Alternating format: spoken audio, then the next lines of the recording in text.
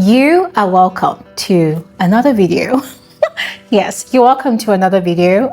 My name is Glory Elijah. This is simply Glory Elijah, my second YouTube channel where I get to do whatever I like.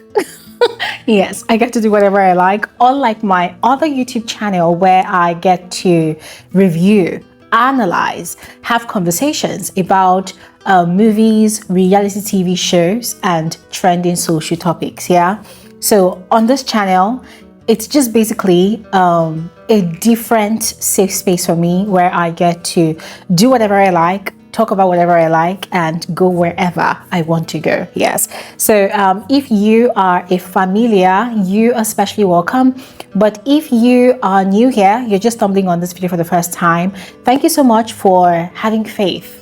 Yeah, on this video, having faith in me to click on this video to want to watch and listen to what I have to say. Yes, because on this video I sure have a lot to talk about, to say. Yeah. So on my previous video, I had mentioned that I was gonna do that it was gonna be a makeup video slash a get ready with me video, but I got so carried away with the fun of playing with my makeup products and I did not get to really share a lot about my life update, right? So that is not what we're going to be doing on here. Instead, what I was going to say on that video, I'm going to say it here now, all right? So on that video, I was going to announce to you all that we were going to start our 30s series. I think I actually did towards the end of that video. I'm not really sure, but I think I did, yeah? But yeah, that's the thing. We're going to start our 30 series on this channel. Yeah, our 30 series is basically going to be about me sharing everything I have learned so far ever since I clocked 30. Currently, I am 35. Yes, I'm 35. I don't know if I look it. If I don't look it, glory be to God. If I look it, still glory be to God. Yes, but I am 35 and I'm really proud of my age. I'm not ashamed of my age. I talk about my age a lot on my second YouTube channel if the need be. Yes, and I feel like it's something a lot of people are shying away from. Yeah, because on social media, there's this stigma around people that have clocked their 30s, you know. There's this mirror they tend to use to reflect the image, the personalities, the life, the entire existence of people in their 30s. You know, they make us feel like we are expired. They make us feel like we're old. They make us feel like all that matters in our life is our aesthetics and nothing else. Yeah. So this 30 series that I'm going to be doing is just basically to tell you all that there's actually more to life than just our aesthetics. All right. Also, my personal journey of clocking 30, the things I have learned, things I am still learning, things I am unlearning, things I am experiencing, my fears, my proud moment. You know, just going to be sharing a lot of things with you all, because I think it's very important for people to understand that life is really full of a lot of things. And the moment you get to your 30, there is just, it's a whole new world of experiences, right? It's a whole new world, and there is a lot more to it than just the aesthetics or just the number of being 30 or being 31 or 32 or whatever, you know, whatever figure you are counting in your 30s. So we're going to be going on this journey, and I invite you all to come along with me on this journey. And aside my own stories, my own experiences, I would really love to hear from all of you and learn from all of you as well, because guys, it's not easy doing this life thing alone. So I think there's more fun and more beauty in learning from others as well. So come with me on this journey as we start with this particular video, all right? And of course, I look forward to hearing your thoughts in the comment section below. So let's get right into it. Now, let's take it from the top. There's a problem with how society views women in their 30s. There's a problem. It's a stigma. The moment a woman clocks 30, as a matter of fact, before she gets to 30, the moment she's 28 or 29, there's this constant reminder from people around her about how she needs to do the needful, the most necessary things in her life, if she hasn't, so as not to be counted amongst those that are expired. And what do I mean? The moment a woman is 28, 29, she doesn't have friends, she's not married, she doesn't have kids, or she doesn't have a boyfriend or a serious courtship type of relationship, there's this continuous reminder from the people around her that, listen, your clock is ticking. You have to get married. You have to get married. You have to get married, And it's really sad because it tends to take away the fact that there are many other things that actually do matter as much as these other things also matter. And I think that was the mistake that I made.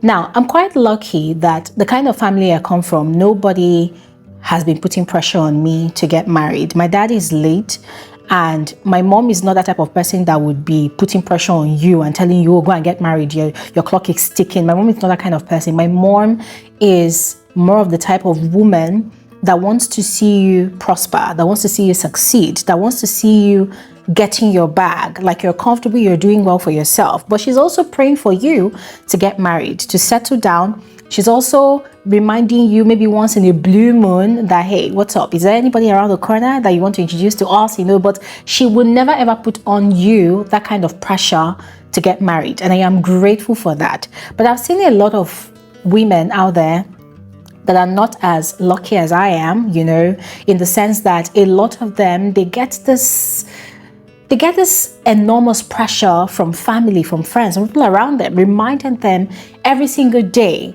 that their clock is ticking, that they need to get married, that they need to have kids. And it's very unfortunate because a lot of times these things drives women like that into depression. It drives them into, frustration. A lot of them begin to feel like there's something wrong with them, like they are not deserving, of what other women about their age already has. So it's a problem. It's a huge problem, right? But as I said, because of these constant reminders, it tends to overshadow many other things in life that are actually very important. And it's also very sad because, when a man is about to clock 30, it's a thing of pride. People around him are happy. People around him are not necessarily constantly reminding him to get married or to settle down. Instead, they are asking him about, his career goals, his work goals. Oh, what's up? What's up? Have you bought that house? Have you bought that car? What's happening with you? But when it comes to a woman, it's all about her biological clock. Now, for me personally, none of those things really mattered. None of those things really mattered. I knew what I wanted to some extent. I knew that I wanted to be successful. I knew that I wanted to have achieved and attained a level of comfort in my life before finally deciding that, okay, fine, I want to get married, I want to get settled. But then what I did not put into consideration is the fact that there are other areas of my life that I really needed to build up upon. And the first area was relationships. Yes, when I talk about relationships, I'm not talking about romantic types of relationships. No, I'm talking about just friendships types of relationships, right? So, I grew up in a very, very strict home. My dad was never the kind of person, in fact, my parents actually, not just my dad, but my parents were never the kind of people who entertained their children having many friends come to the house. It was a thing of, if you have too many friends coming to visit you, they might corrupt you, they might spoil you, you might become wayward. Oh, the audacity for you to think you can bring your friends to the house and come and chill. How? That was their mentality, and I do not blame them for it because it kind of saved me from a lot of things. But at the same time, the negatives of that situation, that period of my life, it kind of equates to the positives as well, right? So what do I mean? I did not grow up having a lot of friends. So what that automatically did to me was when I found myself in a friendship situation, I held on to that friend like my life depended on it. I held on to that friend. I held on to that friendship, regardless of if that friendship was toxic. And I was very unfortunate to find myself in such a situation. Yeah. I was 27 and I was living with this friend, and I was taking a lot of bullshit, right? I was taking a lot of bullshit because that was the only friend I had. I did not have any other friend to turn back to when things were not going right. So I was in that friendship situation for a while. It was not pleasant, you know. Sometimes it was good, other times it was really, really bad. The friendship situation became toxic. And for me at that point in time, I did not even know how to make friends. So where was I going to go and make friends? Now, because I was quite naive, I did not look into that situation as an issue. I did not think about trying to make friends. Now, this other friend of mine, this person was quite jovial. This friend had a lot of friends. And if there was one thing I learned from that friendship situation, it's the fact that you can have a best friend and also have several other best friends. For me, that was quite strange. It was weird. It was alien to me. I never thought that there was any such thing like that, like having a best friend and also having many other best friends. I never knew.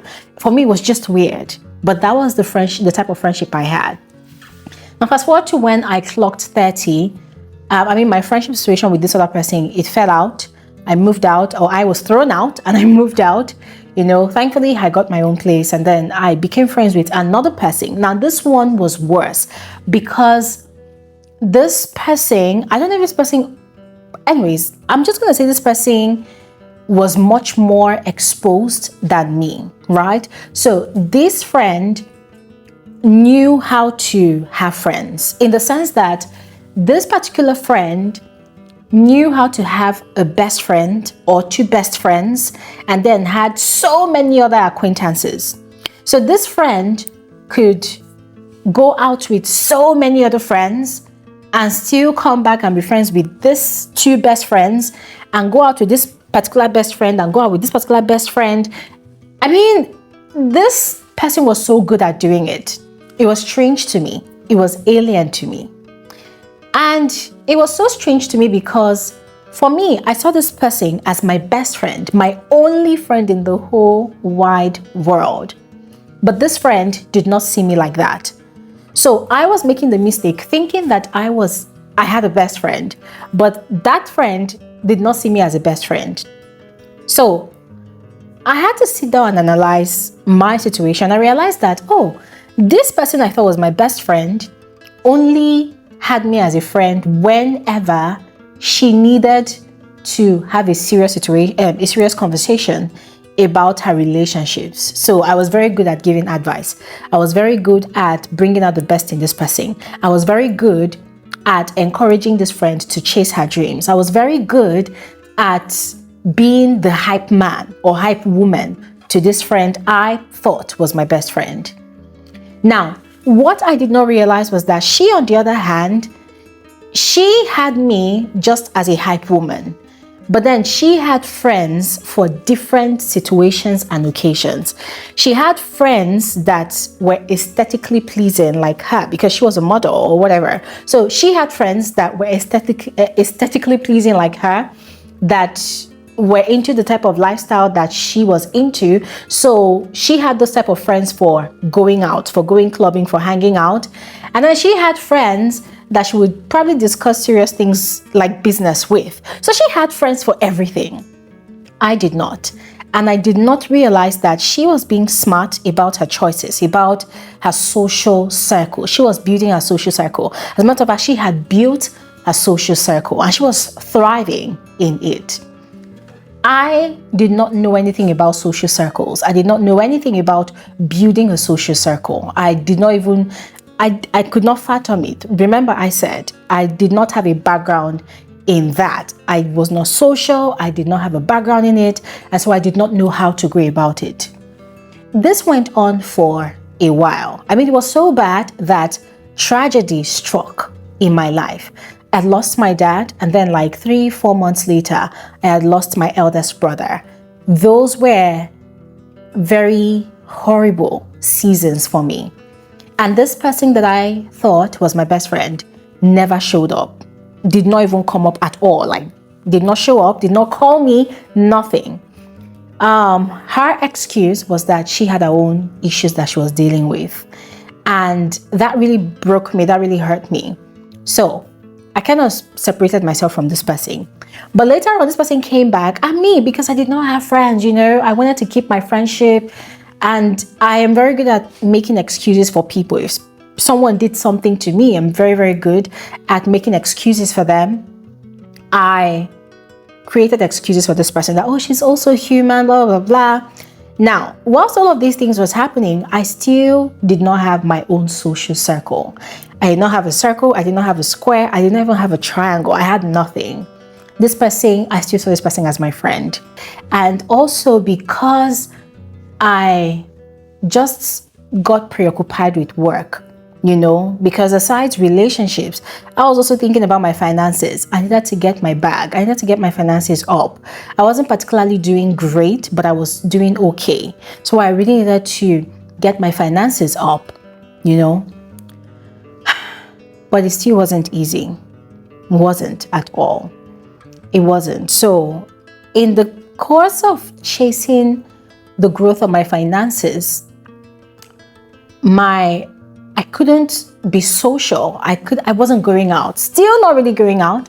Wasn't really going out. Wasn't really making new friends, And even when I tried to make a new friend, I realized that friend was a transactional type of friend, Those type of friends that you meet, and before they are emotionally available for you, they want you to buy them gifts. And for me, I'm like, I don't have any problems buying gifts for my friends, but why must it be transactional?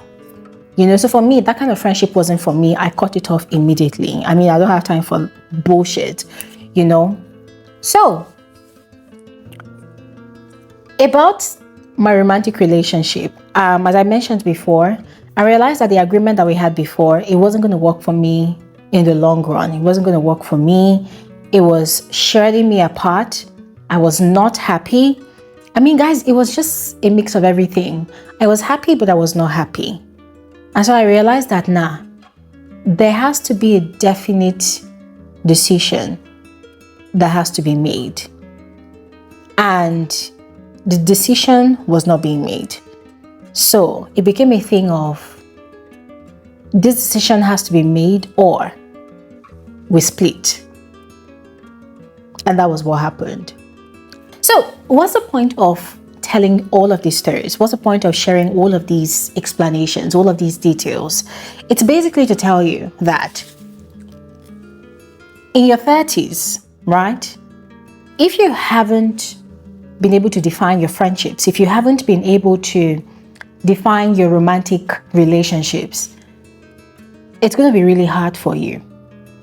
It's going to be really hard for you, not because you are going to turn needy, no, but because you will be so busy trying to build your finances, your career, that you might not have the space or time to begin to try to focus on building and defining your friendships and your romantic relationships. I don't know if you get what I mean. You're gonna feel lonely sometimes. You're gonna feel isolated. You're gonna feel like an island. There are times when you're gonna take yourself out for brunch, for lunch, for dinner, and you look around you and you see groups of friends or lovers having the time of their life, enjoying themselves, and you are just there in the mix of it all, and you are just wondering what happened to you. Where did time go? How did time go by?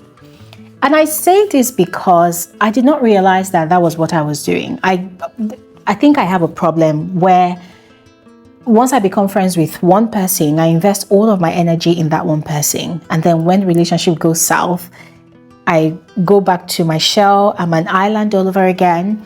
And then I begin to brace myself into getting into the other relationship. Now, this is not to say that I do not like the fact that I am not promiscuous. No. Sometimes I wish that in terms of friendships, I am very, very promiscuous. And this does not mean that I'm not going to be committed. I will be committed, but I should be able to move around as much as I want. And this lesson was taught to me by my ex. One time, my ex had called me. This was some years ago. We're having conversations. Okay, maybe not. Think about 2-3 years ago. Just called me out of the blues. We're having conversations, and he had started gingering me like, "Oh, have you been going out?" Because he knows that on my own, I won't just wake up and say I'm going out to club or to a lounge. So he was like, "Oh, have you been going out? What have you been doing?" And I'm like, I haven't really been going out. I've just been busy working. I've just been busy trying to build my career and whatnot. And he was sort of reprimanding me in the most nice, like in the nicest way, about how I need to go out with my friends and that. And I told this person that I don't have friends. I mean, you know that I don't have friends. And he was like, "Oh, what about this person?" I'm like, long split. "Oh, what about this one? Oh, we've not been friends for the longest time." And was like, "Oh, what happened?" That's why I explained things to him. And he told me, "Well, it's your fault." I'm like, "How is it my fault? I did not do anything. At least to the best of my knowledge, I did not do anything." And he went like, "Listen, your friends did not really do anything to you in terms of breaking loyalties." He said, "You made the mistake of completely and entirely depending on them to meet up with all of your friendship needs." He told me that, "Glory, listen, you need to learn how to have a friend for everything, for every occasion. You need a friend that's going to go out partying with you, get that friend. You need a friend that's going to play games with you, get that friend. You need a friend that's going to travel with you, a travel partner, make that friend. You need a friend that's going to be a prayer partner, look for that friend. You need a friend that's going to be your gossip partner, your gist partner, the partner that you can actually talk about business with as much as gossip with. Get that friend. You need a friend that's going to give you a shoulder to cry on. Get that friend. You need a friend that's going to be your hype person. Get that friend." And what this means is you could have a friend that has all of those qualities, but it is not advisable to have just one friend that will be all of those things for you. You need different friends, multiple friends. Even if you meet one person that is willing and ready to be all of that in one for you, reject it. That was what he told me. He said, "Reject it. You must learn how to be self-sufficient in terms of having friends or making friends to the extent of not depending on just one friend for all of your emotional and mental needs, because that friend is going to get burnt out. That friend is going to be emotionally exhausted. That friend is going to be drained.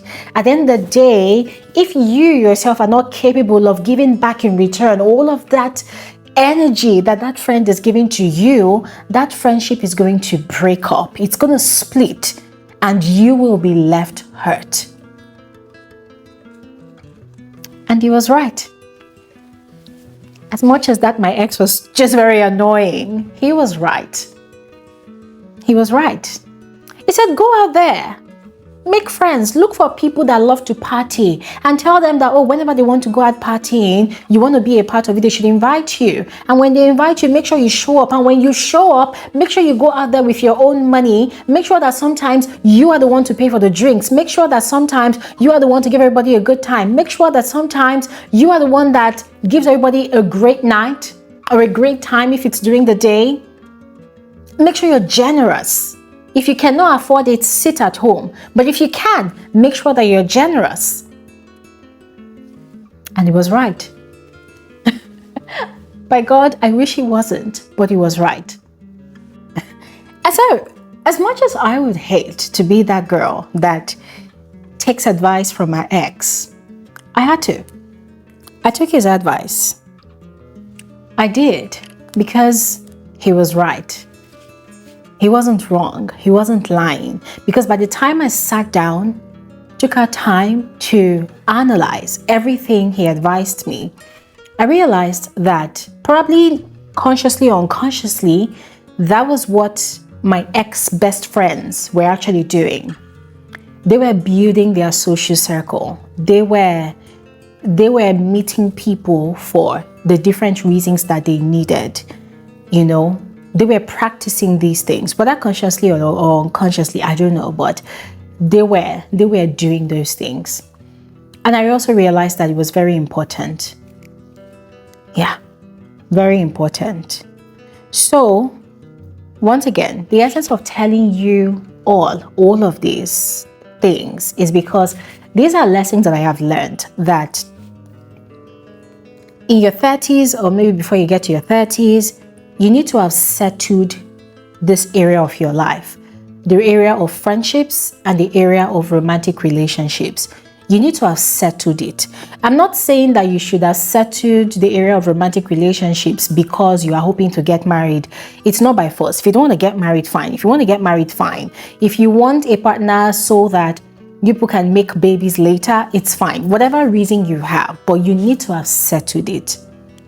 Because when you get to your 30s, if you don't have these things settled, you would feel lonely sometimes. Your job or your business might be taking a lot of your time, might be occupying you, might be keeping you really busy, might be keeping you really occupied. Guess what?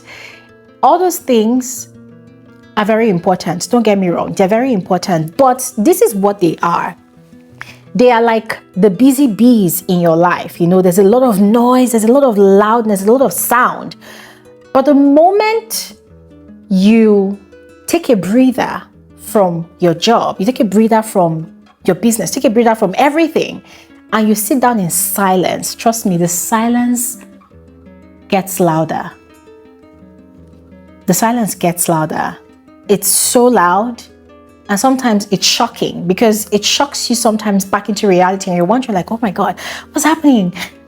I don't have a friend that I can call right now and have a conversation with. What's going on? What? There's nobody calling me, or oh my God, my phone has not rang for the whole day. Why didn't nobody call me? Why didn't nobody send me a message? You know, you begin to think about all of these things, which you're not really supposed to be thinking about because in a normal day, they're supposed to be present, they're supposed to be there. But if you did not take out time to settle all of these areas of your life, they become a problem. This is what nobody tells you. And don't get me wrong, I'm not talking about marriage. I'm not talking about having a husband. No, I'm talking about friendships, having a social circle, people that you can just breeze in, breeze out with, have conversations with, or maybe hang out with once in a while or whatever. If you've not settled all of these things in your 20s, the moment you get to your 30s and you're still lacking in those areas, you will feel lonely. You will feel isolated. And sometimes you will feel unloved. Yeah. So I'm going to stop talking here right now because there's still a lot more to share. I feel like in terms of romantic relationships, I've not really shared more about it. So I think on my next video, I will speak more about it, all right? But in the meantime, I'm going to stop talking because I would love to hear from all of you. So if you have anything to say, maybe you want to react to what I have shared, maybe you agree, maybe you don't agree, go ahead, let me know in the comment section below. I'll see you guys on another video. Thank you so much for watching. Enjoy the rest of your day. Bye.